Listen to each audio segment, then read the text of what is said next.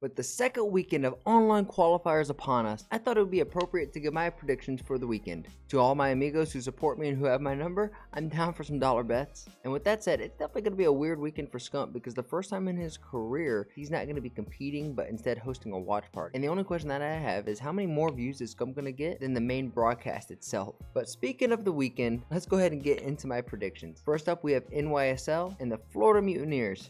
And I can't believe I'm saying this. And though Florida has been looking scary, I'm going to go with NYSL here 3-1. I think NYSL is just the team to beat right now. They won the last major, so you got to give them the respect that they've just earned. Then we have hands down the matchup of the day, OpTic and Seattle. Behind the scenes, there's definitely been some drama with the rumored trade of Pred. So there's a rivalry brewing, but not amongst the players, but amongst the back office. I have OpTic winning this one 3-2. We've already seen the kink in Seattle's armor coming off the stinker of last weekend, losing both their matches. Now the last matchup is against today is against the Sith Lords and the true kings of the North Toronto Ultra. The Sith Lords right now aren't at full capacity, and actually Kenny is sick and they're having to do emergency substitute with Capsule. And though I don't think that would have changed the outcome because Ultra is, in my opinion, like top 3 within the league right now, I have Toronto Ultra winning this one 3-1. Saturday, we open up with Boston and Las Vegas Legion. Legion is absolutely looking phenomenal, and Boston is looking pretty damn good if they come out swinging. So with that said, I think I want to go with the dark horse here and go with Zinni with the Winnie. Let's say Boston wins this one 3-2. I think it's going to be a good match. Now the Sith Lords are going to play against the Royal Guard, the London Ravens, and both teams have had roster changes. You have Capsule with the substitute for Kenny, and then you have Paul X replacing Zero. Honestly, I think Paul X, in addition to the team, makes the team actually worse. I think the Sith Lords are gonna have their way here, and may the Force be with them, because I think they're winning this one 3-1. Now we have the Kings of the North playing out of OpTic. And a little fun fact here, Illy out of OpTic is playing out of the same facility as the Toronto guys. This is due to a visa issue. That's a whole different video for a different day, because that means Scump might be getting a call back here soon, getting out of retirement. But I think Toronto's chemistry is just at a whole nother level, and OpTic still has to find that newbound chemistry. So I'm going to have Toronto winning this one 3-1. By the end of the season, I could see OpTic actually winning the championship. So this is going to be the first battle of many to come from this war. The last matchup of the day is the first time we're going to get to see these two teams play. It's going to be Atlanta FaZe versus the Rockers. And the Rockers are surprisingly underwhelming this season, which is disappointing. And I think this is going to be the first 3 over the weekend, with Atlanta FaZe coming out swinging. And by this point in time in the weekend, we would have already made it to Sunday, and by then I would have dropped some snowboarding and some gaming edits. So if that's something you're into, please like and subscribe.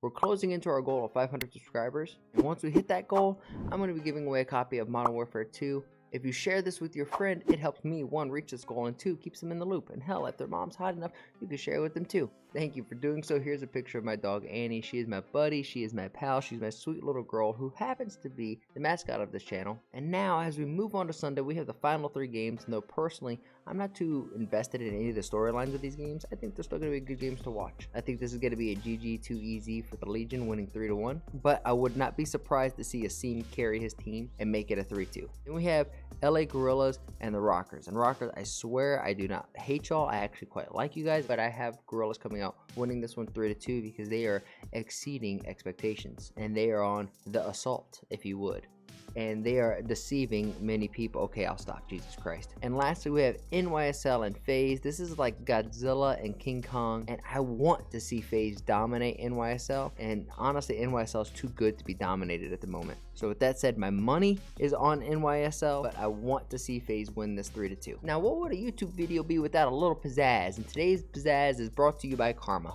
Karma, in my opinion, is like Dominic Wilkins of the OpTic dynasty. He is a goat among goats, and says this whole dropping of Dashy, picking up Hook, Scump retiring, picking Dashy back up is like the most fated thing he's ever seen. I mean, listen, I will say this, okay? Because like I said, I got to be neutral in all this to an extent.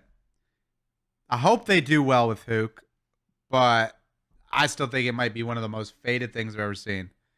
In one case, in one scenario, he does bring the speed.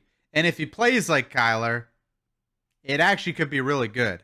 I still think it's weird to have Ender as main AR, even though I guess they say Ender's supposed to be main AR. I think it's still crazy to lose Brandon. And I still think it's crazy that Ender was sniping and Brandon wasn't. Like, they're both gross. But, dude, when I played with Brandon, like, the sniping...